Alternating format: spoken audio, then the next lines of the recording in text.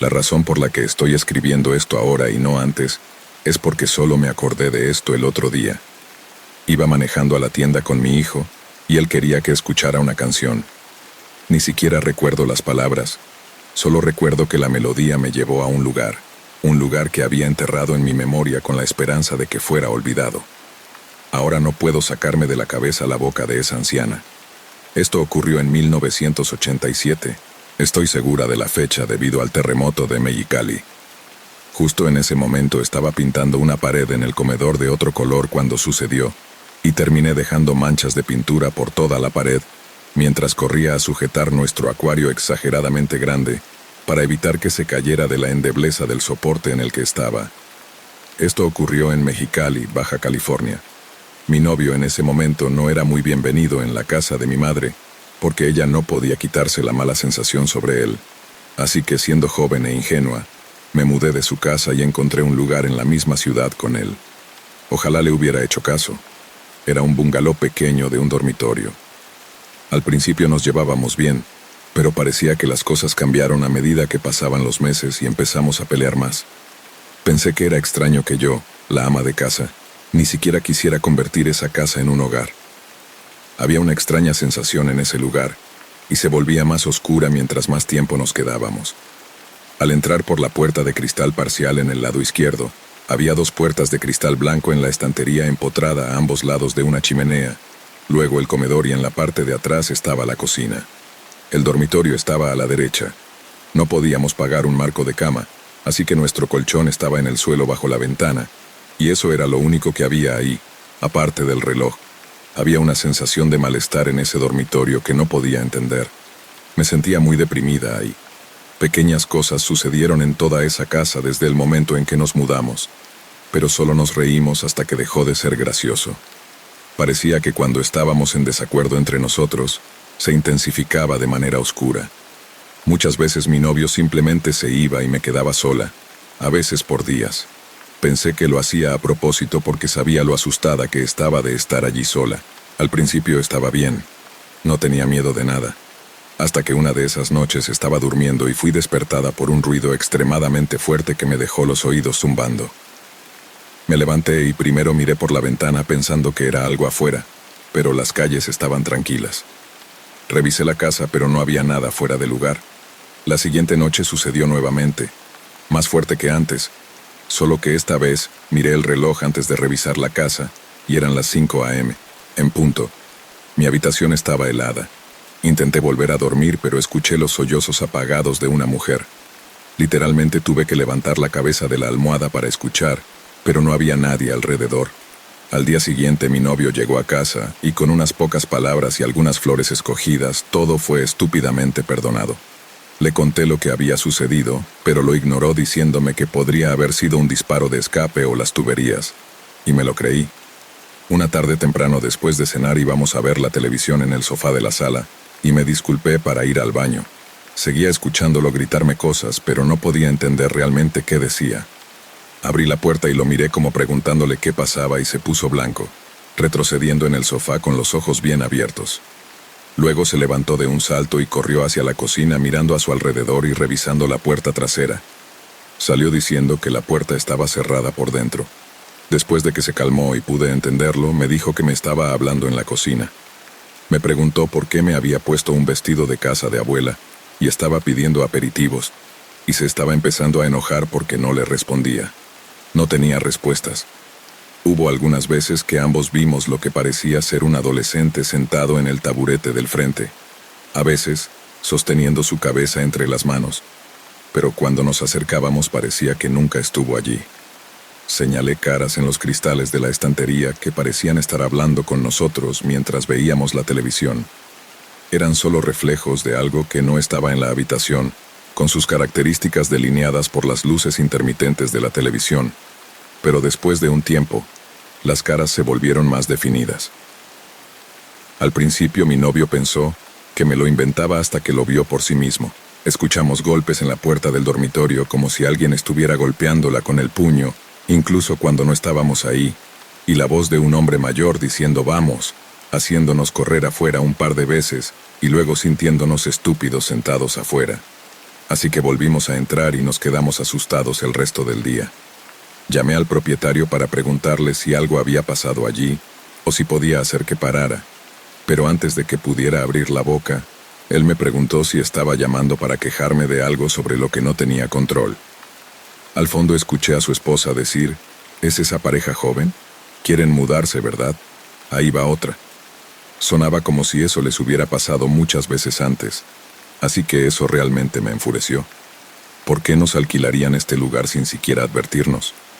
Dándome cuenta de que no serían de ayuda inmediata, simplemente colgué. No podía moverme, no tenía dinero, y mi madre seguramente no me dejaría mudarme de vuelta mientras estuviera con mi novio. Vivimos allí al menos durante 4 meses cuando nuestra relación comenzó a descontrolarse. Él estaba siendo autoritario, exigente y bebiendo mucho más. Una noche me pidió que lo recogiera, así que lo hice, y de alguna manera terminé con un brazo roto porque no quería que él manejara mi auto borracho. Tuve que rogarle que cambiara de marcha para poder conducir al hospital porque estaba cansado, y después del hospital yo estaba exhausta. Solo quería dormir, así que fui a la habitación mientras él optaba por acostarse en el sofá y ver televisión. Lo siguiente que supe fue que estaba recogiendo sus cosas diciendo que no iba a quedarse más allí, y salió dejándome sola con un brazo roto. ¡Wow! Recuerdo que era una noche cálida porque estaba lloviendo muy fuerte. Me acosté en el sofá con solo la puerta de pantalla cerrada para poder escuchar la lluvia. Las luces se apagaron asustándome aún más, así que puse velas en la mesa de café y una en la estantería y volví a sentarme en el sofá. Tenía demasiado miedo para dormir en la habitación.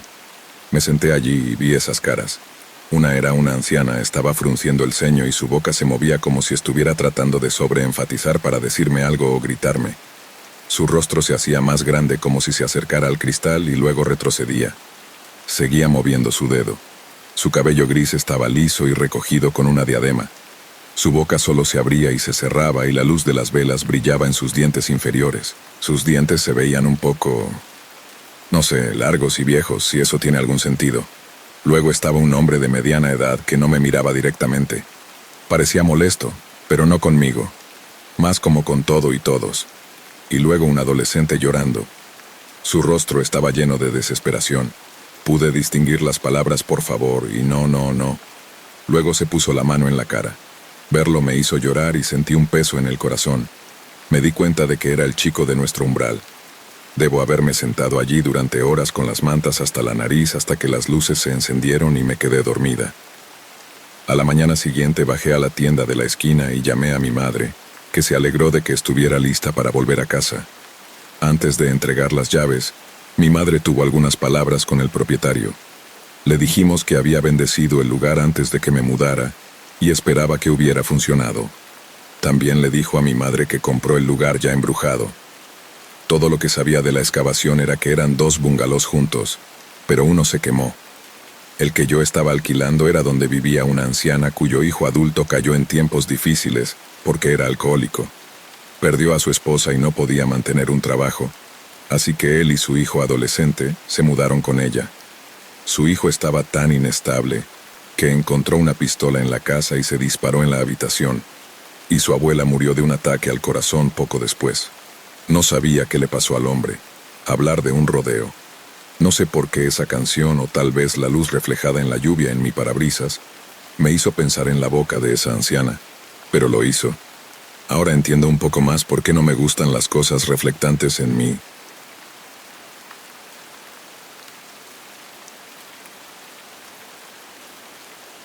Hola, soy residente de Michoacán, a unos 30 minutos de Morelia. Esta es una historia real y trataré de responder cualquier pregunta con detalles específicos. Todo esto ocurrió entre junio de 2022 y septiembre de 2022. Mis amigos Dante y Kevin estaban pescando en un río en un parque que estaba conectado a un lago, y nos invitaron a mí y a mi amigo Theo a pescar con ellos alrededor de las 8:30 p.m.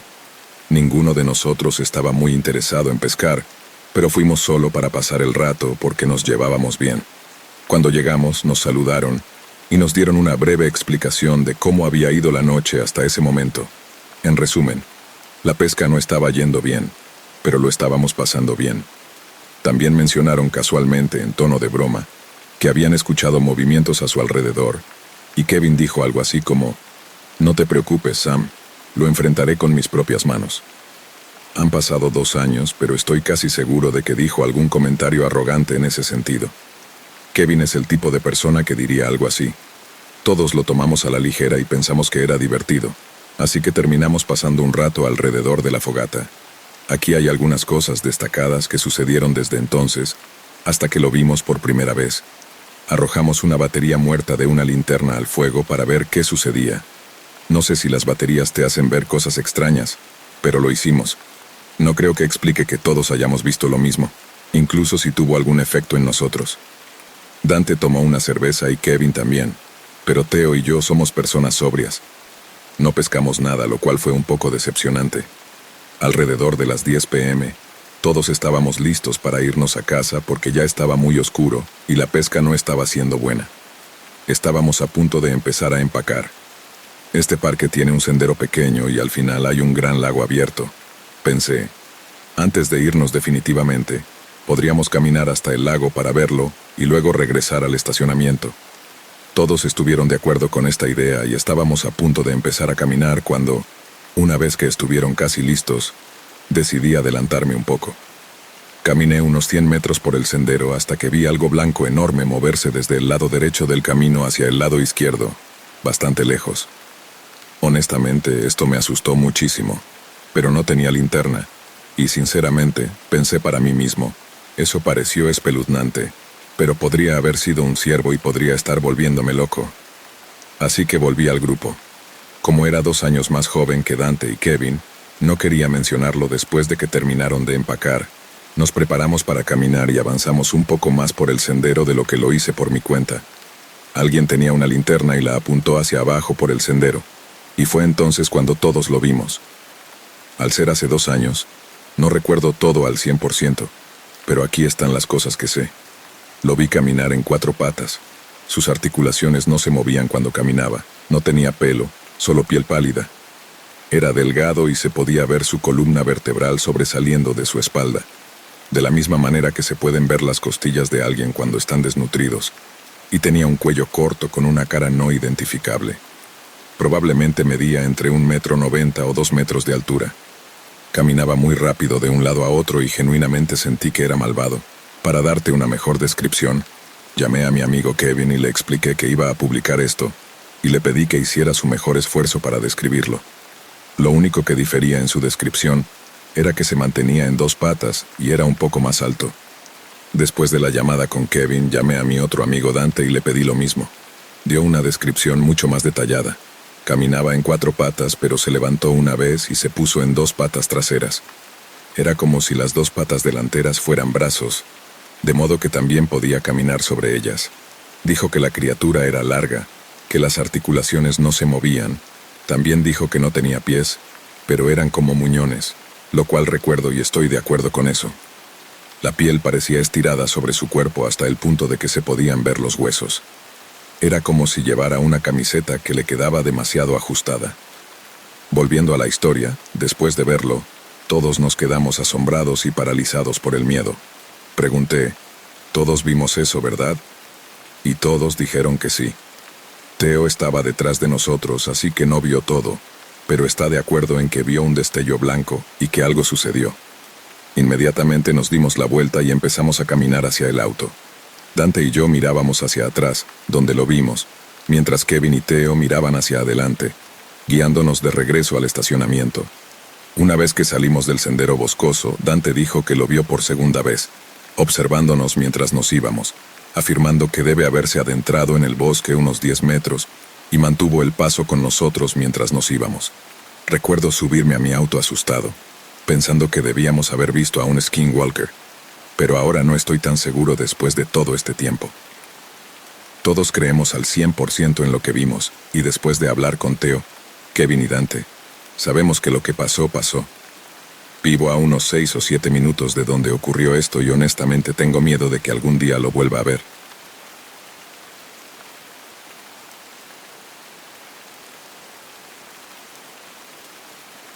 Anoche, mientras caminaba desde la casa de mi novio un poco después de la medianoche, experimenté algo que nunca había sentido antes.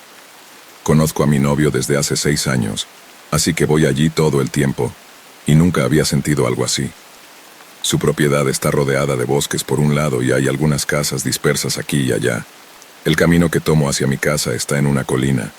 Toda la caminata dura quizás 5 minutos. Mientras caminaba, estaba buscando mis AirPods en mis bolsillos cuando una repentina sensación de terror me abrumó. Esto vino de la nada y me tomó por sorpresa, pero de repente me paralicé de miedo. Pensé en llamarlo para que viniera a buscarme, pero no podía obligarme a esperar o hacer algún ruido. No sé qué pensé que iba a pasar, pero sentí que las lágrimas comenzaban a salir y empecé a correr. Cuando me acercaba a un claro, sentí que el aire estaba tan denso y tranquilo, y todo simplemente se sentía extraño. He estado caminando por este mismo camino durante los últimos 6 años y nunca había sentido algo así. Para aclarar, estamos en Irlanda, una ciudad relativamente segura, y no hay animales grandes ni depredadores en la zona. No estoy segura de si esto pertenece aquí, pero me gustaría escuchar tus pensamientos. Todavía me siento muy inquieta e incómoda por esto.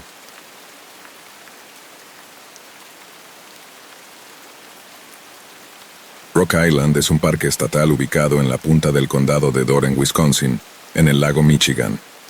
Es un lugar difícil de alcanzar, ya que para llegar a la isla hay que tomar un ferry de coches desde Ellison Bay hasta la isla de Washington, conducir por la isla de Washington hasta el puerto de Jackson y luego tomar un ferry solo para peatones hacia Rock Island.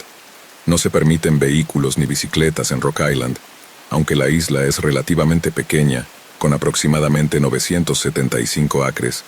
Tiene una historia interesante. A principios de 1600, estaba habitada por una tribu de nativos patami americanos, así como por un pequeño pueblo de pescadores de colonos europeos. Los dos grupos no confiaban el uno en el otro y tuvieron algunos encuentros desagradables que casi terminaron en violencia, pero en su mayor parte, vivieron en paz juntos en la isla. Para la década de 1640, los Patami se habían trasladado a otras partes de Wisconsin. Poco después de que los Patami abandonaran la isla, algunos colonos del pueblo de pescadores informaron haber visto a un nuevo grupo de personas en la isla. Parecían ser colonos blancos, pero vestían ropas extrañas y se mantenían apartados. Nadie del pueblo de pescadores pudo hablar con uno de estos nuevos colonos o incluso averiguar dónde vivían. Fue alrededor de este tiempo cuando comenzaron a ocurrir cosas extrañas en el pueblo. Varios animales, no se menciona cuáles, tal vez cerdos o pollos pertenecientes a los colonos, fueron encontrados sacrificados en el pueblo y parecían haber sido usados para hacer marcas con sangre en algunos de los edificios. En otra ocasión, un edificio utilizado para conservar carne se incendió. Los aldeanos sintieron que estas cosas debían haber sido hechas por estas nuevas personas en la isla y tenían la intención de encontrarlos. Sin embargo, después de una búsqueda exhaustiva de la isla, incluida el área boscosa del interior, nunca encontraron a una sola persona. Estos extraños sucesos parecieron detenerse poco después de la búsqueda, y nunca más se vio a ninguno de los otros colonos. En 1836 se construyó el faro de Peo en la parte norte de la isla. Después de que se terminó la construcción, el faro fue inspeccionado y se informó que el material del que están hechos el faro y la vivienda es de la mejor calidad y que el trabajo se realizó de manera sustantiva y hábil. David Corbin fue nombrado el primer guardián de la luz el 19 de diciembre de 1837. Solo 3 años después, en 1840, a pesar de la aparente calidad de la construcción del faro, David Corbin comenzó a quejarse de que el yeso comenzó a desprenderse del edificio y algún tipo de líquido se filtraba a través de las grietas, dejando la casa constantemente húmeda. Corbin estaba completamente solo la mayor parte del tiempo en el faro, y algunos han dicho que cuando lo visitaban, él miraba fijamente a una cierta pared y a veces hablaba vagamente de otros visitantes.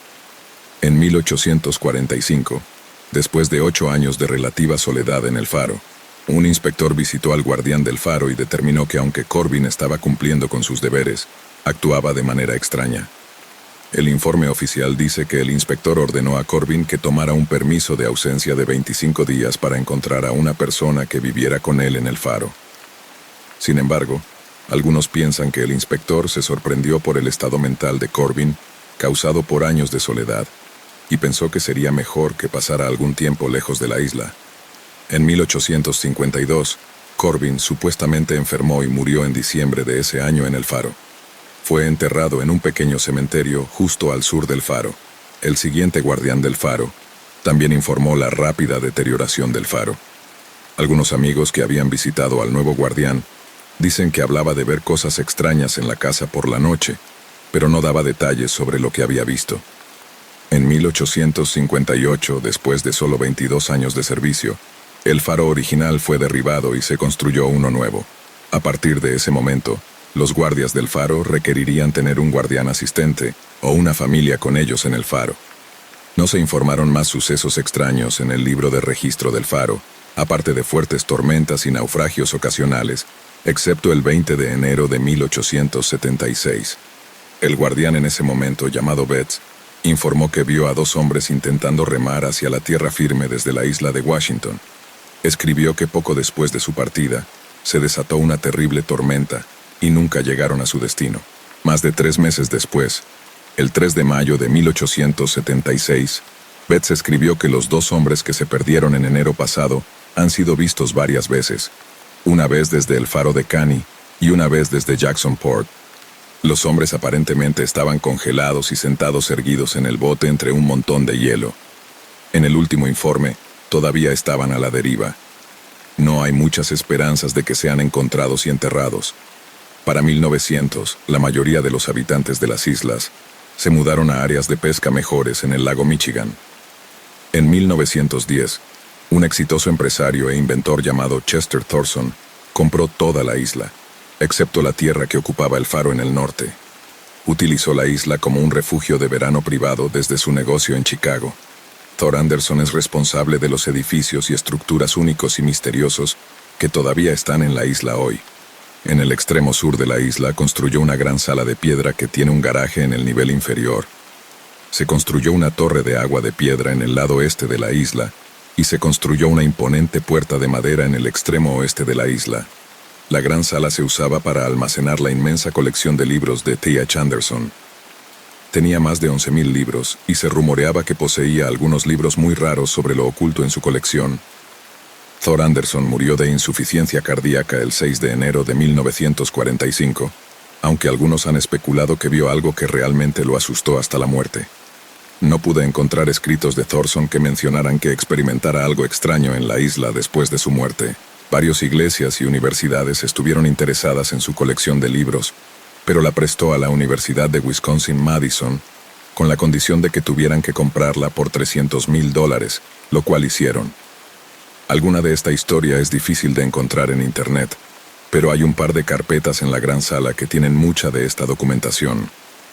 Los documentos personales de R. Anderson están almacenados en la sección de archivos de la Sociedad Histórica del Estado de Wisconsin. Toda esta historia que recopilé es solo para proporcionar un poco de contexto para las experiencias que tuve directa o indirectamente en Rock Island. En agosto de 2021, hice mi primer y último viaje a Rock Island después de tomar 2 paseos en ferry. Llegué a la isla alrededor de las 2 p.m. Había reservado el sitio de campamento remoto E, que es un sitio de mochilero que está a poco más de 3 kilómetros del muelle. Me tomé mi tiempo para caminar hacia el sitio para disfrutar del paisaje y hacer un par de descansos debido a lo pesada que era mi mochila. Definitivamente, estaba más preparado para acampar que para hacer senderismo. Llegué a mi sitio, monté mi tienda, organicé todo y comencé a recoger palos y madera a la deriva de la playa para encender un fuego. En mi tercer viaje de regreso desde la playa, antes de llegar a mi sitio, escuché un solo ruido agudo proveniente del bosque. No sonaba cercano, pero era un sonido tan inusual que me detuve en seco y esperé unos 30 segundos para ver si sucedía nuevamente. No lo hizo, así que continué hacia mi sitio. Cuando regresé, comencé a trabajar para encender un fuego. Los sitios de campamento remotos en Rock Island están bastante espaciados. Los sitios C, D y E están agrupados, pero hay probablemente 90 metros entre cada sitio. No hay un sendero real que conecte los 3 sitios directamente, pero suficientes personas han caminado a lo largo de la cresta entre los 3 sitios para que haya un camino obvio. Mientras estaba armando algunos palos en mi anillo de fuego, algo llamó mi atención y miré hacia arriba, bastante lejos. Parecía que podría haber estado en el sitio D o un poco más allá, una persona corriendo en mi dirección. Mi primer pensamiento fue, bueno, eso es extraño, porque, como dije, ni siquiera es realmente un sendero en el que estaban. Luego mi mente simplemente pasó a pensar que debe haber algo mal, y que esta persona necesita ayuda. Se acercaron un poco más, y parecía que tal vez era una mujer con ropa gris suelta, tal vez con una sudadera con capucha. Todavía estaba lo suficientemente lejos como para que no pudiera distinguir detalles. Rápidamente me puse de pie desde la posición en cuclillas en la que estaba, y justo cuando lo hice, escuché ese ruido agudo y agudo nuevamente. Venía detrás de mí, y esta vez estaba mucho más cerca. Esto me asustó bastante, así que me di la vuelta para mirar detrás de mí. Escudriñé los árboles durante un par de segundos, pero no vi ni escuché nada. Me volví porque sabía que la persona que corría debía estar cerca, pero ahora ya se había ido. Me quedé allí y escudriñé los árboles, pero no los vi en ninguna parte. Estaba tan confundido y estaba un poco congelado durante unos segundos. Todo fue muy extraño, pero pude razonar en mi cabeza que simplemente era un compañero de campamento del sitio C o D, que tal vez corría hacia el baño público que estaba a un par de cientos de kilómetros al oeste de los sitios. Traté de olvidarme de eso, pero realmente me molestaba. No me gustaba el ruido del chillido y me sentía extraño. Con esfuerzo decidí dejarlo pasar y encendí mi fuego. Tuve una comida rápida y un par de bebidas alcohólicas. Luego decidí dar un paseo. Todavía no había visto el sitio C o D, así que pensé que los revisaría y vería si tenía algunos vecinos acampando cerca. El sitio D estaba vacío. Vi el camino que conducía desde el sitio hasta el sendero principal y el baño público, así que eso me tranquilizó un poco sobre el corredor. Supuse que tal vez era alguien del sitio E, que tomó un camino extraño para llegar al sendero principal pasando por el sitio D. No tenía mucho sentido porque probablemente aún debería haberlos visto, pero me sentí mejor. Continué hacia el sitio C y vi que había una tienda de campaña instalada. Realmente no quería molestar a nadie, pero pensé que simplemente iría con la excusa de que me presentaría como un vecino de campamento del sitio E y ver si alguien parecía haber sido la persona que corría antes. Me acerqué al sitio y había una pareja sentada en la mesa de picnic. Ninguno de ellos parecía ser la persona que vi correr antes. Me presenté y ellos también lo hicieron. Probablemente estaban en sus mediados de los 30 años. Eran muy amables y ambos parecían estar bastante borrachos, pero de una manera tranquila. No pregunté por el corredor o los ruidos de chillido porque pensé que podría ser extraño. Les deseé buenas noches y caminé de regreso a mi tienda. Cuando regresé, fumé un cigarro y tuve algunas bebidas más. Tan pronto como oscureció, estaba listo para dormir, ya que había tenido poco o ningún sueño la noche anterior. Me metí en mi tienda y me quedé dormido rápidamente. Podría haber estado dormido durante unas 3 horas cuando me desperté repentinamente, y estaba inmediatamente completamente alerta. Nada de lo que estaba consciente me hizo despertar, pero sentí que algo estaba mal. Me senté en mi tienda, y esta parte es un poco difícil de explicar. Una sensación de completo pánico me invadió. Era diferente a cualquier cosa que hubiera sentido antes. Sentí que había algo en la tienda conmigo y podía sentir que estaba enojado, hirviendo de ira, e incluso podía sentir su odio hacia mí. Sentí que algo muy malo estaba a punto de suceder y no podía hacer nada al respecto. Empecé a temblar incontrolablemente. Empecé a oler a basura o carne podrida, y se volvía más y más fuerte hasta el punto en que quería vomitar, pero no podía porque estaba congelado. Nunca me había sentido tan expuesto e impotente. Miré hacia adelante sin moverme, simplemente congelado, y lo extraño es que acepté lo que fuera a pasar. Fue como si mi cerebro me dijera que lo que está a punto de pasar, incluso si es la muerte, al menos será un alivio. Luego me desmayé, al menos tengo que asumir que me desmayé. Eso es todo lo que recuerdo hasta que me desperté alrededor de las 8 a.m. de esa mañana. Cuando me desperté, estaba acostado afuera de mi saco de dormir. Estaba sobre él y mis piernas estaban en una posición antinatural e incómoda. Estaba boca arriba con la pierna izquierda estirada, y la pierna derecha estaba doblada de manera que mi pie estaba contra mi rodilla izquierda. Mi corazón comenzó a latir con fuerza, pero seguí pensando para mí mismo. Fue un sueño. Me voy ahora mismo. Empaqué todo muy rápido y comencé a volver hacia el muelle para tomar el primer bote de la isla. Dado que el primer barco desde la isla de Washington no llega hasta aproximadamente las 10:30 a.m., tenía un poco de tiempo libre alrededor de la gran sala y el área del muelle. Quería salir de esa isla tan mal, pero me sentí un poco mejor simplemente saliendo del bosque y pude ver a otras personas. Me senté en un banco un poco al este del muelle y encendí un cigarro solo para darme algo que hacer mientras trataba de no pensar en la noche anterior. Estaba sentado durante unos minutos y miraba el agua cuando alguien me sorprendió por detrás diciendo, «Hola». Di un salto y me sentí avergonzado cuando la persona se acercó diciendo, lo siento, no quería asustarte. Te vi fumar y vine a preguntar si tenías un encendedor». Me sentí como un idiota y le dije que estaba bien. Simplemente no había dormido bien la noche anterior y estaba un poco aturdido. Luego le entregué mi encendedor. Me agradeció, encendió un cigarrillo y luego me devolvió el encendedor. Comenzamos a hablar sobre las cosas habituales de las que podríamos hablar. Dijo que era de la zona de Madison. Hablamos sobre las tormentas que hemos tenido.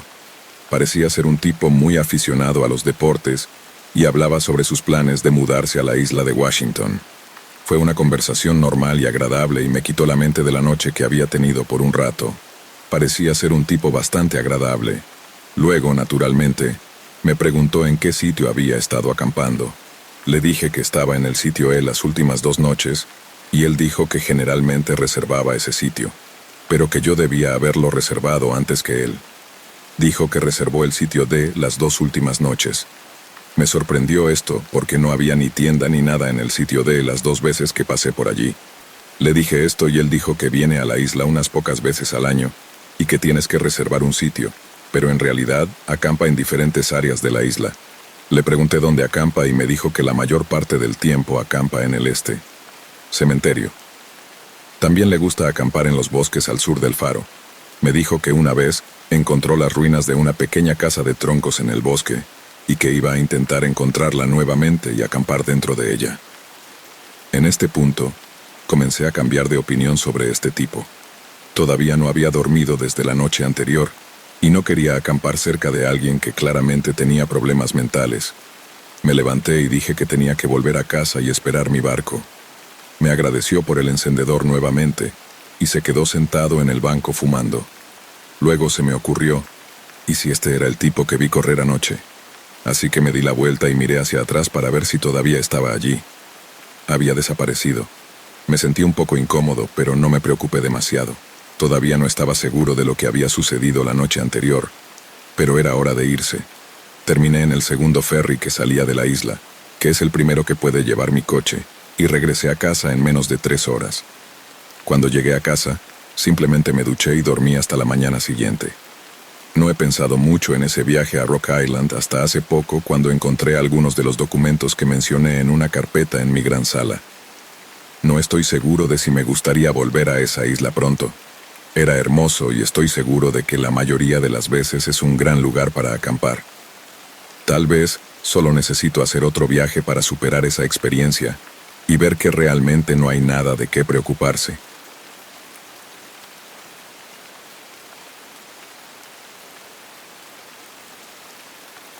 Esta historia sucedió cuando mis padres y yo estábamos de vacaciones en algún lugar de Argentina cuando era pequeño.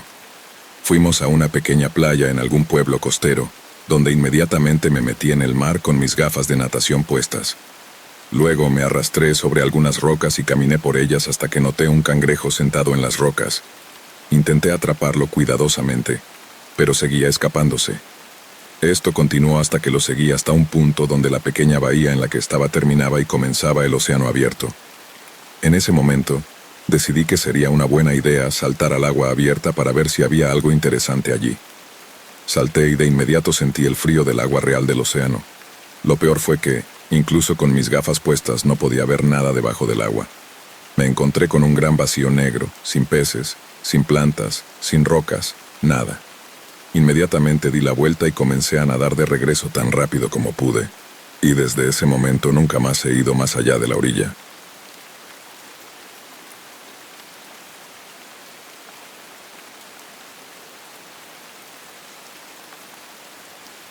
Vivo en un lugar asombrosamente seguro, y caminar por una carretera de cañón particular es muy normal para mucha gente en la comunidad. Alrededor de las 12:45 p.m. de hoy, Estaba paseando a mi perro en esta carretera en particular cuando una gran camioneta blanca se acercó mucho a mí y redujo la velocidad al pasar junto a mí.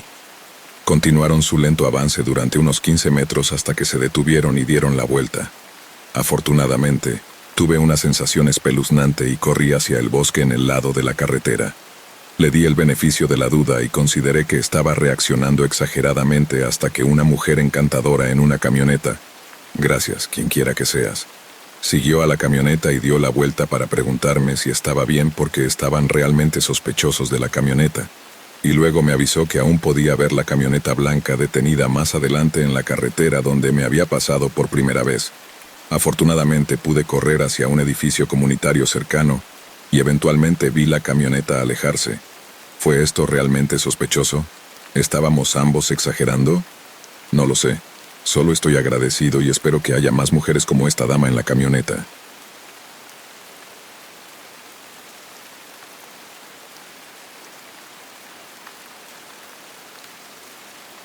Cuando tenía 18 años y vivía en Edmonton, Alberta, y trabajaba como camarero en un bar de moteros muy conocido. Esto fue alrededor de 1997. Un día, durante el turno de día, este tipo entra y se sienta en la barra y pide una cerveza. Es la única persona en el lugar y estoy trabajando solo. Es un chico bastante guapo y nunca lo había visto antes. Es una ciudad bastante pequeña aún en ese momento, y yo, siendo soltero y coqueto, comencé a hacerle algunas preguntas. Tenía el pelo largo y desaliñado, parecía tranquilo y tenía una sonrisa agradable, un poco tímido. Está de paso y no conoce a mucha gente en la ciudad, y me estaba uniendo a algunos colegas de la industria esa noche para una reunión en un bar similar. Pensé, ¿qué diablos? E hice una invitación para ver si quería unirse a nosotros. Él me mira fijamente, me da escalofríos y dice, «Deberías tener más cuidado con los extraños». Termina su cerveza, se levanta y se va. No lo he vuelto a ver hasta 20 años después, cuando vi un documental sobre Israel Case. Juro que era él.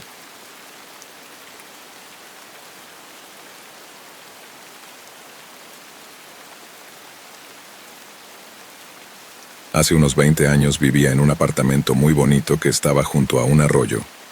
El dormitorio principal tenía puertas francesas que daban a una terraza que llegaba hasta el cauce del arroyo. El dormitorio de mi hija, que tendría unos 5 o 6 años, también daba al arroyo. Una noche me despertó una luz muy brillante y una música extraña que me recordaba a la música electrónica. Salí de la cama y vi varios pequeños seres plateados esperando en el arroyo. Fue lo más extraño, pero de alguna manera muy tranquilo, y aunque me sorprendió, sentí una sensación de calma y como si me estuvieran observando. Permanecí allí por un minuto y luego volví a dormirme. Cuando me desperté, no había nada allí, y no había evidencia de que algo hubiera estado. Estaba convencido de que solo había tenido un sueño loco. Nunca le conté a nadie porque era tan extraño que no podía ser real. Hace unos 2 años, más o menos, me fui de fin de semana con mi hija, que ahora es adulta, y estábamos recordando diferentes cosas y surgió el tema de ese apartamento. Ella dice que pasó algo muy raro allí una noche, y me cuenta sobre los payasos plateados en el arroyo que tocaban música de Maro. No me lo dijo en su momento porque no le parecían aterradores. Qué extraño.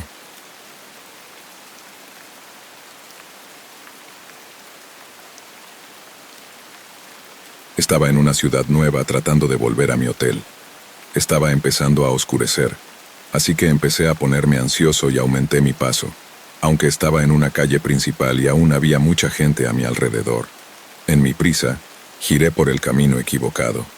Después de muy poco tiempo noté que el camino parecía bastante vacío y definitivamente estaba más oscuro más adelante.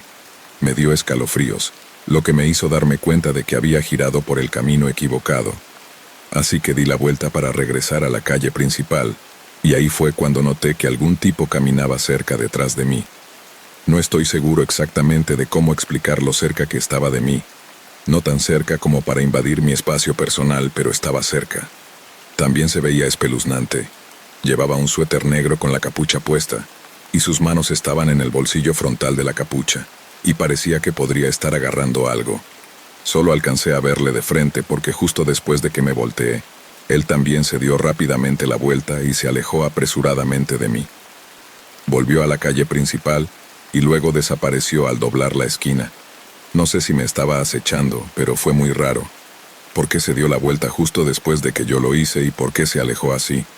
¿Se dio cuenta de repente de que también había tomado el camino equivocado?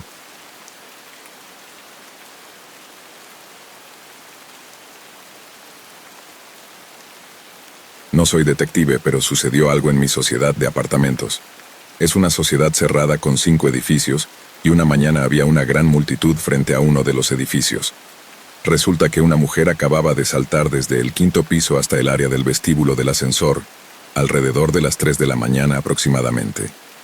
El padre de un amigo mío fue el primero en llegar al lugar, ya que dijo que escuchó un fuerte sonido alrededor de esa hora, y fue a investigar. Aquí es donde las cosas se vuelven turbias. La mujer vivía con su esposo y su suegra, y cuando la gente fue a preguntarle a la suegra si podía confirmar que era la esposa de su hijo, ella miró por el borde del 5.º piso hacia el cuerpo abajo y dijo: «Oh sí, esa es ella», en un tono completamente neutral. La policía local se volvió sospechosa y revisó las cámaras del vestíbulo en busca de pistas.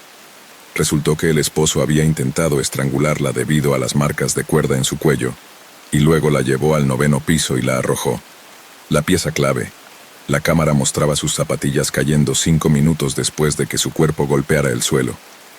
El esposo la arrojó y se fue de la ciudad, y una verificación de antecedentes reveló que este era su segundo matrimonio, y había rumores de que él y su madre quemaron viva a su primera esposa. Durante aproximadamente un mes tuve que escoltar a los residentes a sus hogares porque la gente en ese edificio estaba aterrorizada de lo que podría suceder.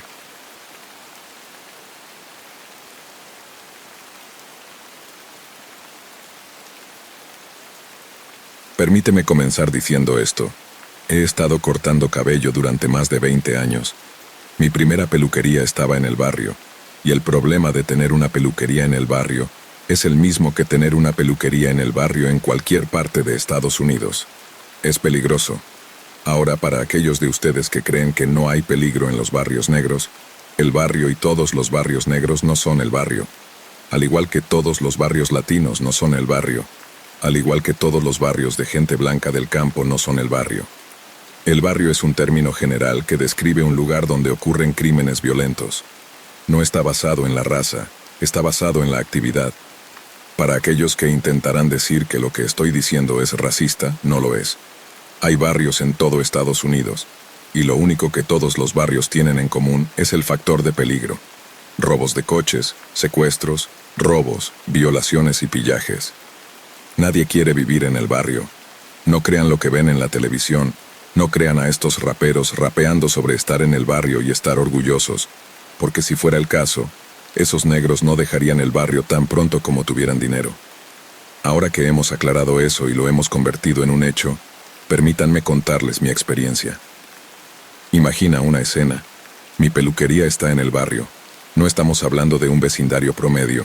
Estamos hablando de robos de coches, secuestros, robos, todas las cosas negativas que puedas imaginar que están sucediendo a mi alrededor. Así que cuando decidí mudarme, no tuve otra opción que mudarme. Cuando estás sentado cortando el cabello de una persona y las balas atraviesan la ventana golpeando las paredes, la gente corre, se agacha, se desliza por todas partes, no tienes más opción que salir de allí. Así que cuando encuentro este lugar en alquiler por 2,000 pesos al mes, estoy emocionado. Digo, genial, 2,000 pesos al mes. Estaba pagando 4,500 pesos en el barrio. Esto es mucho mejor. Incorrecto. No puedes estar más equivocado de lo que estaba yo al mudarme a esta ubicación. Y permíteme comenzar aquí. Cuando hago el recorrido entro al edificio. Afuera hay casi 40 grados. No hay aire acondicionado. Pero este edificio está frío. Y me digo a mí mismo, tal vez la aislación en el edificio sea excelente. No, equivocado. No entendí, tal vez tú entiendas, pero yo no entendí. Te lo explicaré más tarde, pero digo, genial, está fresco aquí dentro ahora mismo. La primera señal de que algo estaba mal fue que el tipo que me mostraba el edificio tenía miedo de entrar en el maldito edificio. No me di cuenta por qué. Porque estaba preocupado por ahorrar dinero. Así que paso por el proceso de firmar un contrato de arrendamiento. Les doy el primer mes de alquiler y un depósito, luego voy a mudarme. Tienen la ventana de vidrio afuera. Voy a poner mi letrero en la ventana. Lo pongo, vuelvo al día siguiente, y está emborronado como si alguien hubiera pasado su mano. y emborronado la pintura. Pero necesito que entiendas que esto estaba pintado en las ventanas, y la pintura había secado en un clima de 37. Digo, bien, alguien en este vecindario no quiere que esté aquí. Me mudo, traigo mi silla, traigo mi mostrador, traigo mis espejos, traigo mis sillas para que mi gente se siente, mis televisores en la pared. Tengo mi cable funcionando, tengo mis altavoces allí. Es un ambiente mucho mejor, realmente lo es. El problema con el que me encontré es que había estado en un lugar durante años, así que tenía que hacer que mi clientela viniera a esta nueva ubicación. En cuanto a la distancia, no era más que una diferencia de 4 o 5 metros, pero ya sabes cómo pueden ser las personas, cualquier tipo de inconveniente y empiezan a actuar de forma extraña. Luego, cuando consideras el factor negro, los negros empiezan a actuar de forma extraña. Entiendo que 1 o 2 vengan, comprendo. Mi peluquería estaba tan llena de gente que de martes a sábado siempre había gente allí. La gente venía allí solo en su hora de almuerzo. Pero me mudo de ubicación y de repente, porque estoy a 4 o 5 kilómetros de distancia, nadie puede venir aquí. Esto continúa así durante aproximadamente un mes sólido, y luego las cosas vuelven a la normalidad. Estamos sentados allí riendo, bromeando, hablando entre nosotros. Estos tipos se lanzan, hablan de cada uno, hablan de sus madres. Uno dice, hombre, eres tan gordo que te pones inyecciones de insulina en el club de striptease. Otro tipo habla de, hilarante. Eres tan gordo que tienes humedad en tus pechos, reírnos, bromeando, hablando entre nosotros. Estos tipos se lanzan, hablan de cada uno, hablan de sus madres. Uno dice, hombre, eres tan gordo que te pones inyecciones de insulina en el club de striptease. Otro tipo habla de, hilarante. Eres tan gordo que tienes humedad en tus pechos. Quiero decir, estos tipos están divirtiéndose. Todo vuelve a la normalidad, ¿verdad? Y recuerdo que todo volvió a la normalidad ese día, antes de que esto comenzara a suceder. Cierro la tienda como a las 10:30, y esta es la primera vez que veo a una persona sombra. Estoy barriendo de un lado a otro, paso por la puerta principal, camino hasta la mitad de la tienda, llego al lado trasero de la tienda, y veo lo que parece ser un hombre vestido todo de negro parado afuera de mi ventana. Ahora necesito que entiendas, mi tienda estaba en el barrio, así que si veo a alguien vestido todo de negro, pienso que vienen a hacerme algo. Así que corro hacia la puerta principal, la abro, listo para enfrentar a la persona. Miro afuera y no hay nadie. Hablo de sentirme paranoico, pero vuelvo adentro. Ahora estoy limpiando las encimeras, recogiendo todo el cabello, limpiando mis cortadores. Vuelvo a mirar y está parado allí nuevamente. Esta vez me doy cuenta de que, espera un momento, no solo es una sombra de una persona, puedo ver a través de esta sombra al otro lado de la calle, y luego desaparece frente a mis ojos. Ahora déjame decirte, nacido y criado en Nueva Orleans, vemos cosas extrañas y locas todo el tiempo. Así que para mí, ver eso y darme cuenta de que no es una persona, ese es el momento en que decidí que, ¿sabes qué? No juego con ninguno de esos fantasmas ni demonios. Los voy a ignorar. Incorrecto. La peor decisión del planeta. A la mañana siguiente llego al trabajo y hay una mancha de agua en el techo.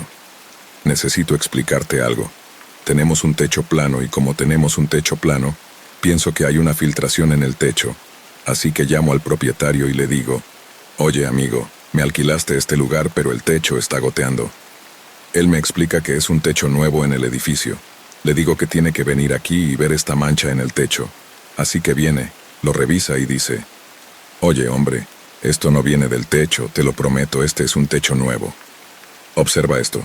Durante los próximos días, esa mancha en el techo se mueve de ubicación. Y entiende, no le estoy diciendo a mis clientes nada al respecto. Ellos vienen como siempre, pero yo soy el único que observa que esta mancha en el techo se está moviendo. Y cuando digo una mancha, es como una mancha de agua en el techo, pero se está moviendo de lugar. Regreso a casa y le hablo a mi esposa al respecto. Le digo, oye cariño, no sé qué está pasando en esta nueva tienda, pero veo personas sombra afuera y hay una mancha de agua en el techo que sigue moviéndose. Ella me explica que tal vez haya algo paranormal o sobrenatural, pero no voy a decirte que no creo en lo paranormal o sobrenatural. Solo digo que como hombre negro de Nueva Orleans, no juego con ninguna de esas tonterías. Así que no la estoy considerando. ¿Entiendes lo que quiero decir? Regreso a la tienda y las cosas están un poco peor. Si alguna vez has estado en una peluquería, sabes que es un lugar donde la energía fluye, donde la gente está hablando, riendo, bromeando, contándose historias. Es una especie de comunidad en sí misma, así que aquí estoy, en mi tienda. Y hay más y más problemas que surgen.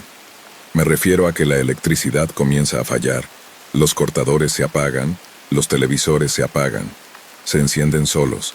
Estoy hablando con mis clientes y de repente se caen cosas del mostrador sin ninguna explicación. La atmósfera se vuelve cada vez más extraña. Recuerdo una tarde, eran alrededor de las 4 p.m. y estábamos a plena luz del día. Estoy cortando el pelo de un cliente y de repente siento una ráfaga de aire frío. No es un aire acondicionado, no hay ventiladores encendidos, simplemente una ráfaga de aire frío que atraviesa la tienda. Mis clientes lo sienten también. Estamos mirando alrededor tratando de entender de dónde viene, pero no hay ventanas abiertas ni nada que pueda explicar esa ráfaga de aire frío. Y no fue la única vez que eso sucedió. Luego, una noche, cerré la tienda tarde. Eran alrededor de las 11:30 p.m. y estaba limpiando cuando escuché un susurro. Al principio pensé que era solo mi imaginación, pero luego lo escuché de nuevo. Era un susurro, como si alguien estuviera hablando en voz baja justo detrás de mí. Me congelé por un momento tratando de averiguar de dónde venía, pero no había nadie más en la tienda. Me sentí muy incómodo y decidí irme a casa de inmediato. Estas experiencias continuaron durante semanas, y cada vez me sentía más inquieto en mi propia tienda. Comencé a cerrar más temprano evitando quedarme solo allí por la noche. Hablé con otros dueños de negocios en la zona, pero ninguno de ellos había experimentado algo similar. Finalmente, llegó el día en que decidí que ya era suficiente. No podía seguir trabajando en un lugar donde me sentía tan incómodo y perturbado. Decidí cerrar la tienda y buscar un nuevo lugar en otro vecindario. Fue un alivio finalmente salir de allí, pero las experiencias que tuve en esa tienda siempre permanecerán conmigo, recordándome que hay cosas en este mundo que no podemos explicar.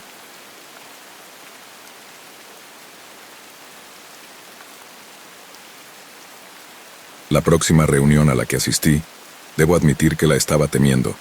Simplemente sabía que tendría que enfrentarme a la señorita Fernández y, según lo que había visto, iba a ser explosivo. Quiero decir, realmente, ¿qué se dice a una mujer que mintió así y trató de destruir tu familia? ¿Cómo se dice cuando una mujer es tan manipuladora? Además, ¿dónde se dice? Enfrente de un testigo. ¿La enfrentas en privado o simplemente lo ignoras y lo dejas pasar? Incluso mencionarlo juega en su malvado plan y conspiración. Cuando te digo que mi mente estaba corriendo tratando de averiguar cómo manejar esto, estaba en un estado de confusión cuando el Espíritu Santo dijo, ¿de qué tienes miedo? Esta es una de las únicas veces que puedo decir que le contesté al Espíritu Santo de una manera que necesitaba arrepentirme, porque dije, no tengo miedo de ella, simplemente no sé cómo manejar la situación. La respuesta que recibí fue que eso es miedo. En ese momento no quería escuchar eso, así que decidí que pase lo que pase, iba a suceder. Cuando entré a la reunión miré alrededor y todos estaban allí excepto ella. Me senté y pasaron al proyecto y todo fue increíble. La habitación se sentía fresca, todos estaban felices como si una nube oscura hubiera desaparecido de todos. Entiendan, con el tiempo llegas a conocer a todos. Son las mismas personas compitiendo por estos contratos en todo Estados Unidos. Bueno, llega la hora del almuerzo y tienen una comida increíble. Estamos obteniendo comida y luego comienza la conversación trivial. ¿Has oído lo que pasó con Emor? Estoy como, no. Siguen contándome que estaba bajo investigación por manipulación de licitaciones. La conversación es muy discreta, como si todos tuvieran miedo de hablar de ello. Luego cambian de tema y hablamos de otra cosa. Luego volvemos a la reunión, y todo va bien el primer día. Esa noche los chicos están todos en el vestíbulo del hotel tomando copas cuando la conversación vuelve a ella. Y esta vez no es halagadora para nada. Empiezan a hablar de cuántos hombres había dormido con ella en la industria. Y a medida que siguen tomando más bebidas, se convierte en cuántos de ellos habían dormido con ella, y cuándo, dónde y cómo. Al siguiente día, cuando comenzó la reunión, entra la señorita Fernández y la habitación se queda en silencio. Quiero decir, se podría escuchar caer un alfiler. Ella lo nota, enciende su encanto femenino y recibe el frío hombro de todos. Toma asiento y el Espíritu Santo me dice, no le digas nada. Ella me saluda diciendo hola y yo asiento con la cabeza y la reunión continúa. Llegamos al descanso para almorzar y ella está tratando de relacionarse y recibe el frío hombro de todos lados. Luego se pone peor para ella. Los directores de esta organización entran a la sala y todo se queda en silencio. Todos están mirando. Este tipo es el que controla todos los contratos y todas las licitaciones. Es el salvavidas de millones de dólares y va directo a la señorita Fernández. La aparta y luego dice no tan silenciosamente, no tienes permitido estar aquí. Tu empresa es bienvenida hasta que se complete la investigación para tener otro representante aquí, pero tú no eres bienvenida. Esta mirada se le queda en la cara. Está avergonzada, es obvio, y sale de la habitación. Luego se da la vuelta y se va tras ella, y se sube a su auto y se va. Cuando les digo que la mirada en la cara de todos fue de shock, fue insano. La reunión termina y pasa una semana y tengo que viajar a St. Louis, y unos cuantos chicos están allí y me llenan de información. En ese periodo de tiempo, ella lo había acusado de acoso sexual, una acusación infundada que fue refutada rápidamente por su secretaria y las cámaras en su oficina. Y no solo estaba bajo investigación por manipulación de licitaciones, sino que había conseguido que su empresa fuera vetada. La caída de la señorita Fernández fue espectacular, y eso fue solo el principio, porque fue sentenciada a 15 meses de prisión, y los contratos que tenían su empresa los perdió todos en los que trabajaba. Si eso no fuera suficiente, delató y derribó a otras 8 personas. Esto fue espectacular y abrió el camino para que ganemos una mayor parte en nuestro campo. Hasta el día de hoy, creo que esta fue la razón principal por la que el pastor Jeremiah obtuvo su primer contrato importante. Cuando recibí la llamada del pastor Jeremiah, estaba emocionado. El contrato era de 3 millones, y quería que estuviera en su primera reunión de junta directiva. Así que me voló a Houston. Su reunión de junta directiva se celebraba en uno de los espacios de trabajo compartidos, donde podías alquilar la sala de conferencias por unas horas. Cuando entré a la sala, él estaba emocionado, sin embargo, pude notar que había algunas personas que no estaban tan emocionadas con mi presencia. Ahora detente aquí, y déjame decirte esto. No estaba al tanto de la política en la Iglesia del Sur en absoluto. Lo que estaba a punto de experimentar era nuevo para mí, y me tomó por sorpresa.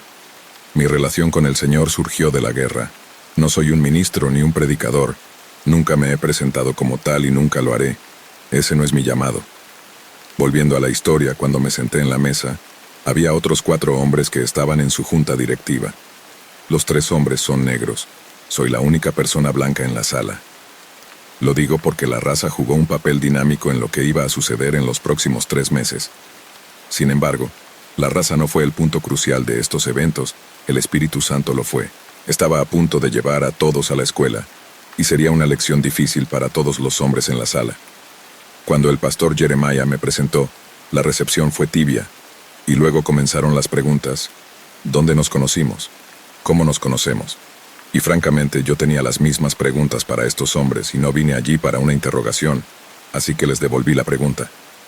Cuando di mis respuestas, el pastor Jeremiah vio rápidamente que esto podría convertirse en un concurso de ego. Así que tomó el control y comenzó a hablar sobre el contrato que había recibido su organización sin fines de lucro y cómo quería discutir el uso de los fondos.